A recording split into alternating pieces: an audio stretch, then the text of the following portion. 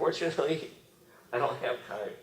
So assessment, and assessment in general is a lengthy process. And forensic investigation can take days or weeks, depending on how far you want to take it, how much budget you have, how critical is the situation you're in. Is it if you're working for a government and it's a classified machine that has classified data, you might be willing to go the extra yards. But if you're just some IT guy like me and you've got other people with other needs, you might just throw your arms up and say rebuild, reimage. It's enough to know that you were a compromise. Yeah. So it's definitely it's all about time budget. It's because forensic analysis is so, and there have been attempts to automate. I mean, investigators realize this, and they rely on their tools to automate, right? To kind of help them. And there's a whole market for stuff like that. Like for doing postmortem, and case is the standard tool, right? From guidance. If you want to do memory analysis, I know Mandy has stuff. HB Gary has the responder. And there's all sorts of packages to help ease the burden and to decrease the amount of time it's going to take you. But even then, you can still do stuff to cause them, to make it time intensive. So software to an extent will help with automation, but as an investigator, you're not your tools. It's all about methodology. You can get from A to B however you want to get to A to B. But getting to A to B is always going to be expensive in terms of time. So I think that it is. It's always going to be a labor-intensive process. It's just a sad, and that's why, because computers it's all about complexity. There's so much there. There's so much data that gets generated, right? The average machine, if you have full logging turned on and all this other monitoring, so it can churn out gigabytes of information, So it's just this is why defense is hard, right? Because you have all this stuff to watch, and you have a limited budget, and it's a fact of life. The black hats have the advantage, and this is why they tend to win. Yep. Being a white hat presenting a case, what have you found as balance of the other white hats presenting at similar conferences, balancing ethics versus what you presented? Okay. I can tell you now that what I'm presenting here, it's not black hat, it's not white hat, it's old hat.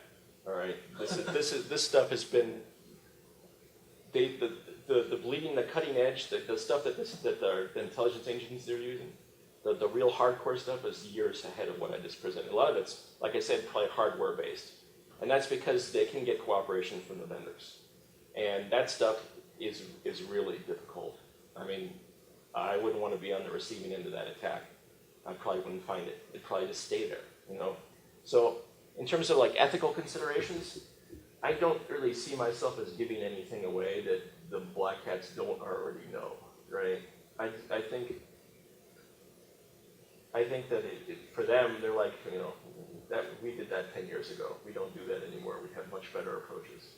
So I think what I'm doing is kind of a service to the white hat, saying, this is what you need to be aware of. This is how bad it is. This is what can happen. And if you want to know where things are today in terms of, honest to God, offensive weaponry that's used like military grade against other countries, you notice you never hear about a rootkit that's written by the United States ever being caught anywhere, right? You hear about other attacks being detected everywhere else, but you never hear about an attack that we perform unless we admit we did it, right? So I think that if you want to find out where things are going, you could extrapolate from this material a few years out, and that's where things would be. So in a sense, I'm merely kind of saying these are things you should be aware of. This is how bad it is, or how dangerous it can be, and these are things you should be aware of. So I don't think I'm necessarily giving away bad stuff to bad people. It's more like I'm kind of offering a warning and kind of increasing awareness for the white hats. Maybe the equivalent of talking about wartime atrocities in World War II. Yes. It gives you a good historical perspective. Yes. Yes. And gee, that's bad stuff. But. Yep. Like I said, I think that, like, if you look at Absolute's product, like I said, they have the cooperation of the OEMs. They can get the specs for the chipsets, and they'll get it right away. And so there's no reversing. They get what they need, and they can start developing. You know, the development process starts, and so they can have some reliable, you know, heavy feature heavy products. For the people in intelligence, it's probably even more so. They probably even have more cooperation. They might even. There was a story in the New York Times that came out, I think, about a year ago, where they were worried about chips being manufactured abroad. That intelligence agencies. This is a New York Times article. I can't remember it's on my website for sure. If you search the news at my website, they were worried that these chipsets coming from other countries had circuit level subversion they're pretty sure it's the intelligence agencies in the other countries initiated this to put these little things in so that when they come back to us and we use them in our systems, now we're vulnerable. And there's nothing you can do to defend against it. You can install all the antivirus you want to, forget about it. You know. Yep. Just to speak to that point, I know I can't remember which government agency it was, but I think one of the national labs, they work on machine out because they manufacture their own chipset. Yep. They have their own chip lab and everything. The NSA used to do hardware. They used to be the sole producer of, I think, some hardware-based encryption products. And I think that only recently there have been other producers, but that's the level. That's what I'm talking about. People are paranoid. It's like these chips. You know, a lot of times, you know, our chips are produced somewhere else, and so if you really do want good security, you'll build your own chips. That's completely reasonable. You know, and so that's how far it's gone. I think it's gone all the way down to the hardware, and in that case, it's kind of spooky because as an IT guy, there's nothing someone like me can do on anything.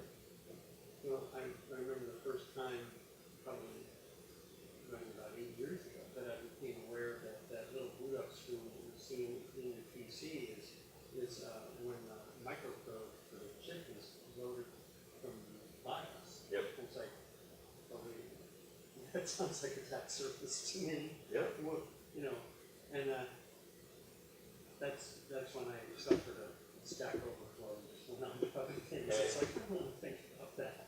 One guy's feature is another guy's attack vector. You know, it's not a flaw; it's a feature. And you know, there's always going to be this trade-off between convenience and security. And you know, the more you hobble your system, the more secure it is. And that's just, you know, it's the nature of the beast. Good point, though. Thank you. Anyone else?